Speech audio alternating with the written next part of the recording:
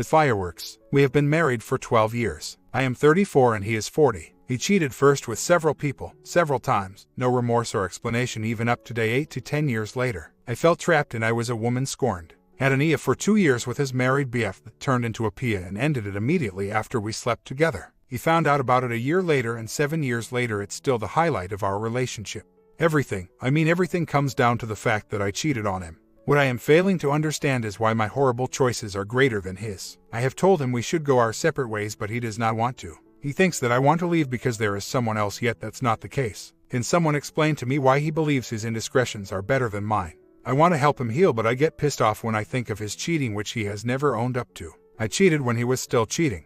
That doesn't justify what I did. I should just have walked away instead to resorting to that. He blames his cheating days to being young and clueless. When I try to find out more, he brings up my cheating and I just back off. He is refusing to go for counseling. He calls me names and weirdly it doesn't hurt me anymore. I actually feel sorry for him because he sounds so angry and bitter. It tears me apart to know that it's because of what I did. I just don't know how to help him heal, yet I am also tired of it all. We have a multi-million business and I have offered him my shares, resign from my position, and just walk away with nothing. He refused that, told me that I want to embarrass him further by leaving him.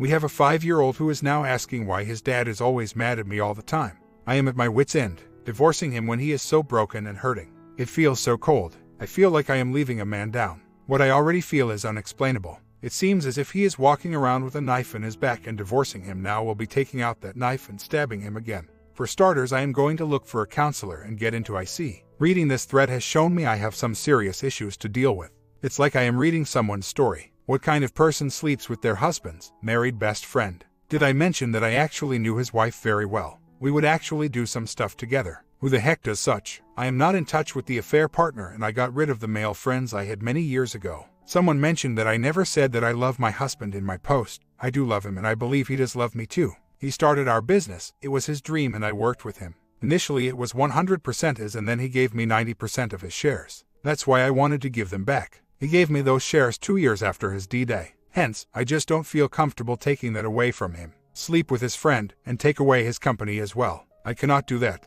I will get an IC, start putting my financial affairs in order. I will speak to him again about attending MC, and if that fails, I file. I don't believe in filing in order to wake him up. When I file, it means we are done, no turning back. Comment. I don't think you cheated on your marriage because your vows were broken, but how you could contribute to the same damage to another human being that was done to you is just plain inexplicable. You let your husband's evil taint you. So, in some ways your sin is greater because you had no excuse. You know how it feels. It's at least just as bad, not because you did the same thing to him, but because you did the same thing to an innocent person. OP responds, not a good one. You took all the hurt you had and just vomited it on some innocent women. If they had kids, they will suffer too. Let me tell you something. When my dad cheated on my mom for next 3 years, my mom spent most nights on the phone crying to her girlfriend. That was between the ages of 7 to 10 for me. I practically raised myself. My dad's other women's secretary helped contribute to that fact. It affected my whole entire life, I'm sure. That's what you did. I never really thought about her. Yet she is the innocent party in all this. I read your comment 3 hours ago. I have cried several times and my hands are still shaking. I never gave her much thought in all these years. I justified that her husband was responsible for her, not me. Wow, it was a double betrayal for her. My dad cheated on my mom and I know firsthand what it did to her, to us. Yet here I am, The thought of contacting her, to be honest, is scaring the hell out of me. What would I say to her? I have found a counselor and made my first appointment. Unfortunately, I am currently away on business, otherwise I would have gone today. I have discussed how broken I am. The other man wife knows. 2 days after my husband found out, he forced the OM to tell his wife. I don't know what the other man told her. We have never been in contact with the OM or his wife since then. As I said on my initial post, I don't know if he had one-night stands or relationships. The evidence I found leaned towards hit and run. He never talks about it except to cite that he was young and stupid. I was on friendly terms with the OM and my husband knew that. I said it was a 2-year-old because I don't know exactly at what point did we stop being just friends, and when the flirting kicked in. I slept with him once in the day after I cut off ties with him. I would still see him at functions or when he came over to our house and just acted as if nothing ever happened. My husband found out a year later after I had ended it when he was setting up my emails on my phone. He retrieved some of my deleted chats and the cat was out of the bag. I did not withhold bonding. I did not tell the OM that I loved him. I never went for a date, vacation, or buy gifts for the other man. I don't think that my husband still cheats. I think he stopped around 7 years ago. If he is not at work, he is at home. He only goes out when he is meeting clients. He does not have friends or a social life. Someone said my story doesn't add up. A serial player would have replaced me by now, and I get that.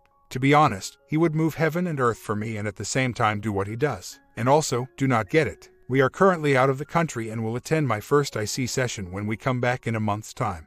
My counselor, however, she also noted that I had not been completely honest when I posted. I just gave you a sneak view of what transpired, but not all of it. She encouraged me to start from the beginning so that you guys can have the full picture. I will try to summarize as much as I can. My dad was a walkway and my mom struggled to fend for us. In my teenage years, I was taken in by relatives, family, friends, and at some point, by my pastor since my mom could not even afford to stay with me and pay for my education. I met my spouse when I was 19. When I was 22, a month after we got married, I got pregnant. It wasn't part of the plan, and to say that I was petrified would be an understatement. I told my spouse, and the first thing he uttered was how having a child would ruin my body. He went on about how I always said I didn't want kids, that I would not be able to provide for a child, and so on. He used my fears, which were based on my childhood experiences, which I had shared with him, against me. I had just lost my mom and I felt so alone. I made an appointment for an abortion and he paid for it. The first time I did not go through with it, and he told me that I should be prepared to raise that child on my own. I could not bear to put a child what I went through, so I made another appointment and went through with the abortion. He never spoke about it or asked how I was doing. To him it was as if something had never occurred. He just moved on. I was a wreck. A part of me was lost that day. I didn't tell the few friends I had, since it's something that is not acceptable in our circles. His BF, whom I also got along with, picked up something was wrong.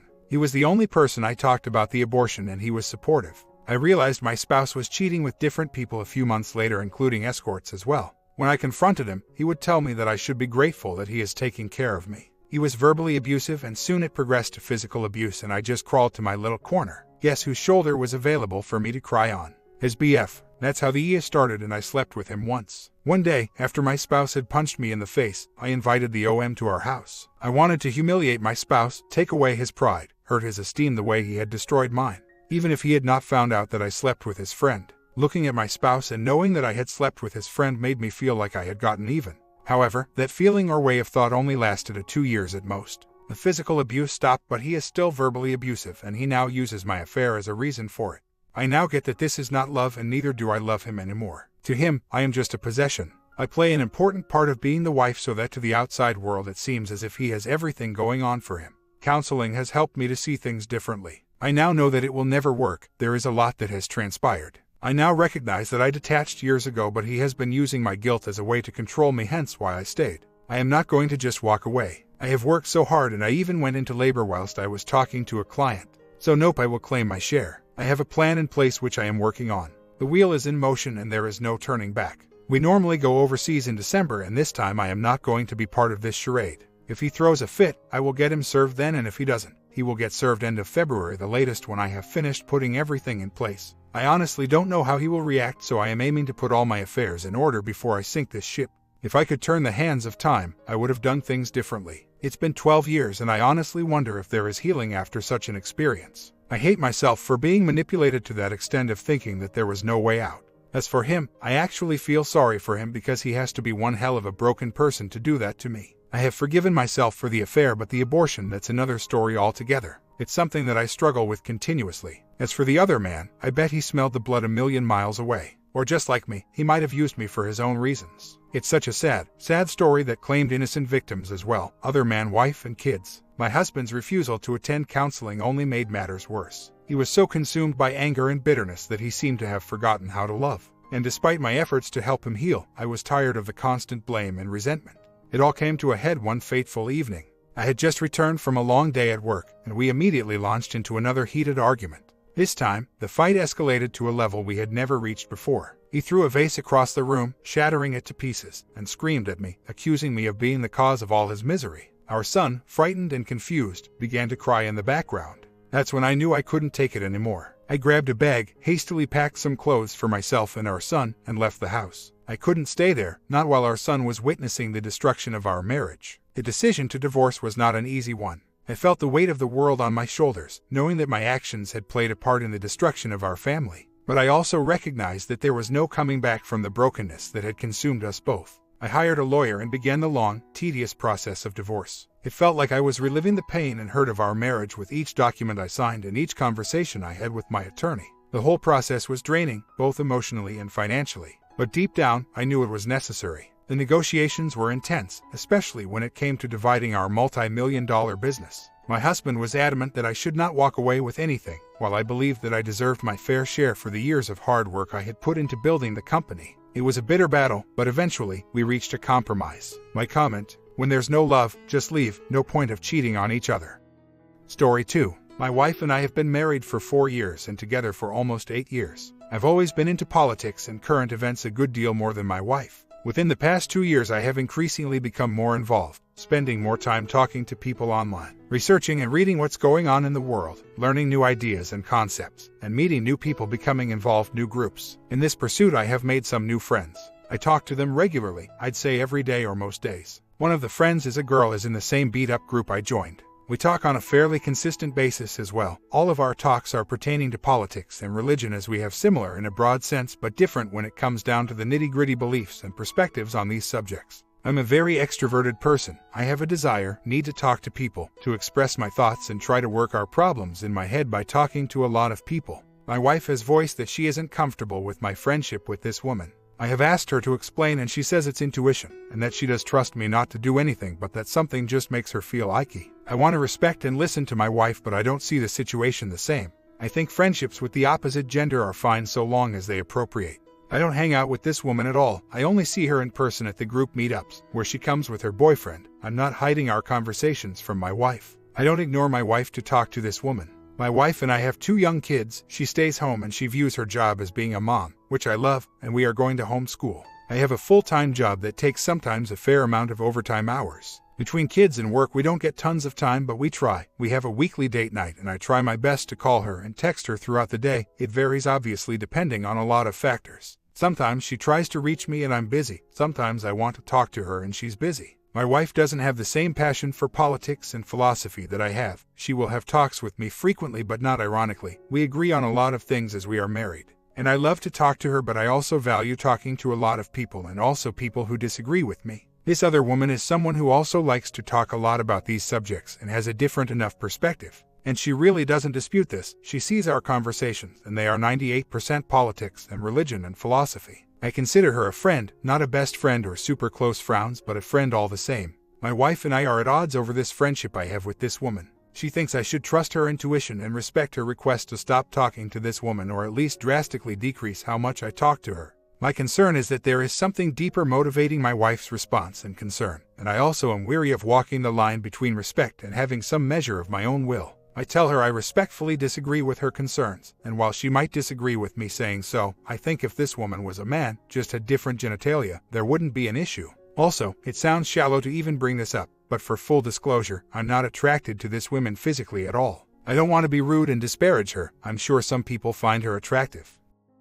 My wife agrees and doesn't think I'm physically attracted, but thinks it's more of an emotional affair or something akin to it, or that it isn't that I'm doing anything inappropriate, but that my wife has an intuition I should trust. My wife's mother and grandmother have failed marriages and were cheated on. My wife's high school boyfriend cheated on her too. She also suffers from anxiety. I don't want to dismiss my wife's thoughts as being merely the result of all of these things, but I wonder to what degree they might factor in. She wants us to go get counseling, which I'm completely fine with. I thought it might be helpful as well to post this and get some feedback from others. Is there room for friendships of the opposite gender in marriages? And in my case, what should I do? I am not trying to discount my wife or overrule her. I feel like that's what she's trying to do to me. I don't think it's healthy if either of us has the power to tell the other what to do without discourse. I think the issue runs far deeper than she's uncomfortable with this woman. I think she doesn't trust me or has other issues that may or may not be related to me. I could be doing something wrong somewhere else in our relationship, for example. I don't think though that it's as simple as anytime your partner doesn't like something, give them what they want.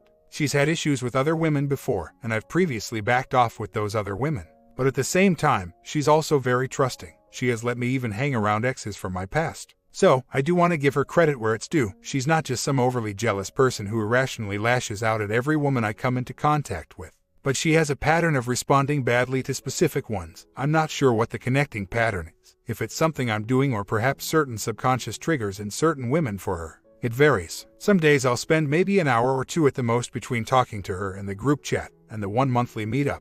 But it isn't every day, and some days in the group chat or just between her and I, the friend, there might be a couple exchanges and that's it. Like the sharing of a news article and a few comments. I never framed this as wanting to be told I'm right or wrong. I don't understand the situation or accept it in the way some people are framing it. My gut feeling is this is not a reaction at the friendship with this woman but about something deeper, probably a combination of herself and our relationship and probably other things. Talking about tax codes and the philosophy of postmodernism and Enlightenment values is not what I would figure my wife to get jealous to this degree over. My worry and concern are twofold. One, it'd be hard to completely remove this friend as we are in the same group, so I'd almost have to leave the group entirely. My wife says she doesn't want that, just to decrease my contact. But my wife gets upset even if I only send like 2 messages to her. She has complete access to my accounts, all my passwords and everything. I'm an open book to my wife. My analysis is that if I just do as she wants, I'm going to be left a little frustrated obviously, but also this could establish a pattern or precedent for the rest of our marriage. She's almost or is 30, I'm not exactly sure. My wife and I are both 26. I don't hang around with this woman period except at the group meetups. I don't spend money on her period. I don't talk on the phone with her. Just Facebook Messenger, we talk on a group chat and sometimes just to each other. I get really passionate and excited about these subjects, politics, philosophy, religion, perhaps too much excitement over them, if I'm being honest. Although I think it's a good and a bad thing. I'm not going to the movies with this woman or talking about our past or anything personal. I don't know crap about this woman, I don't even know her last name. I don't know where she was born. I don't know anything outside her political and philosophical views. I'm also friends with her boyfriend who is part of the group, who has no problem with her and I talking in the manner we are. I don't feel entitled to talk to women or anyone. I feel entitled to be an autonomous person. I have only been rude to people who were rude to me. Actually, mainly the only person I've been rude to is you. Also, we started talking before I joined the group. She saw me talking to people on Facebook and messaged me thanking me for saying what I was saying. I can't remember what the subject was. She told me about the group. I came and met them along with her boyfriend. We talk in the group chat and sometimes just between us because why the hell not? We aren't doing anything bad. Neither is it hidden. My wife sees all the messages. I have said that I invite my wife to group hangouts and would be open to double dates. My wife isn't interested at this time. I hope the counselor helps us understand one another. My wife, she agrees that she sees it sort of as an emotional affair or the potential to be one, or at least that she questions this woman's intentions based on her intuition and gut feelings. But nothing that's going on is tanking our marriage as some suggest. She knows I would never cheat on her, she just doesn't want me to be friends with someone she views as not a good person. My objection is my wife doesn't know her well at all, won't consider coming to these meetups or anything. And I don't think friendships with women are as big of a deal as seemingly everyone here does. She's still a person. I don't suddenly lost ability to control my actions around women. I was wondering if I should include conversations I have with this woman here for people to see. I think I get why from the outside looking in, people might think I'm having an but honestly, I talk to her and treat her like any casual male friend, except in that I don't have opposite male friends that are as open for debate and conversation. There are obviously men in the group but they prefer to just have casual conversations and save political discourse for in person. I do have one other male friend not in this group who I also talk to a fair deal but we disagree on so much that it can be draining on our friendship. The OS friend and I have disagreements but are close enough axiomatically that it doesn't escalate debate into fighting. I was in debate in high school and college so I really enjoy it obviously. I'm willing to compromise on how and when I talk to this woman to help my wife out. I agreed to counseling because I think there's a deeper issue, and I'm not even trying to put everything on her. Perhaps I'm doing something that has led to her being in a state that makes her see something innocent does not. I think people here are hysterical and dramatic, but they don't know me and have seen a lot of cheaters say similar things so I guess that factors in. All I know if I'm loyal to my wife, and her and I are doing pretty good right now after we've had a few talks and agreed to counseling. Also, I still don't fully understand why my wife wants to co-sleep still. I sort of get when they are really little but not past 6 months. But this is further proof that we need counseling. We don't know how to healthily resolve disputes. We tend to all or nothing, not compromises. And most of the time I just do what she wants. That's as much my fault though as hers. I'm not emotionally attached to this other woman so much that I'm ignoring my wife. I think my wife is massively misconstruing something and what she initially wanted me to do was to basically leave this group and ignore this person when nothing had happened. I responded saying I'll talk to her only in the group chat and let's go get counseling. Clearly, I'm nuking my marriage. I know myself. I know my heart and know my mind. People that would assume I'm less in love with my wife and viewing her negatively are wrong. I love my wife and I think we need counseling to help us sift through some of these points of contention. This woman being honestly the least significant compared to where our children sleep, making time for another. Also I want to start going to the gym again and get back in shape but she's somewhat resistant because she wants me at home. Also, I think she needs to make more friends, as in any. I think she needs to find time to have to herself as well, and to take care of herself. She puts our kids before both of us to a point that I think is detrimental, but she doesn't see it that way. She's terrified of missing out or not being there for our children when they need us, her. Now most of things are complaints, but they come from the parts of my wife that I absolutely love. She's not selfish, she's incredibly kind-hearted. She has values that I also have. Also, my wife isn't dumb, she's incredibly smart. She just isn't as articulate as I am because I was in debate in high school through college. My wife is also hilarious. My face and lungs hurt sometimes from how much she makes me laugh. She's playful and endearing. She's sincere. She's more than I could ever want in a woman. She's one in infinity as far as I'm concerned. I do understand the argument for what gut feelings are, but I'm sort of an objectivist, if you know what that is. I tend to wait for the proof and not put too much stock into the conjecture. That's sort of where my wife and I are currently finding some middle ground. I will take her gut feeling and her feelings of worry into consideration and stop talking to this woman privately. She doesn't want me to just flat out leave the group. She just wants my continued respect and caution towards this woman, based on her gut feeling. That's reasonable. I just thought at the beginning when she wanted me to leave the group and just block this woman, it felt a little over the top. I didn't want to do so and either come up with a lame excuse, or to tell the truth and have people think badly of my wife, because to me it would come off as paranoia. If someone says that's infidelity, I will agree that it's ludicrous to say that. But I think what I'm saying is perhaps this is what is making her uncomfortable. Because I'm also good friends now with her boyfriend and also other people in the same group. So, I don't want to cause unnecessary drama. The friendship with this woman is not my highest concern. It's the idea that being married automatically means I have to view all women as potential traps, to the degree of not being able to have any form of friendship with a woman period outside of my wife. And also, the idea that just because something upsets my wife that I should just always give her what she asks or demands of me. As I expressed earlier, my wife takes no regard for any of my thoughts or feelings as she chooses to co-sleep with the children, to homeschool our children, and she's equally controlling of what male friends I have too, I would say. My wife isn't some victim of my oppression finally putting her foot down. My wife gets her way 95% of the time. My comment, you can be right or you can be married. That isn't no opinion, that's a fact. When your spouse is upset about your relationship with someone of the opposite gender, there is no debating them to the correct position. That correct position being merely your opinion that it is okay to continue that relationship. Are you in an emotional affair now, or are you just being an argumentative prick with your wife? It doesn't matter.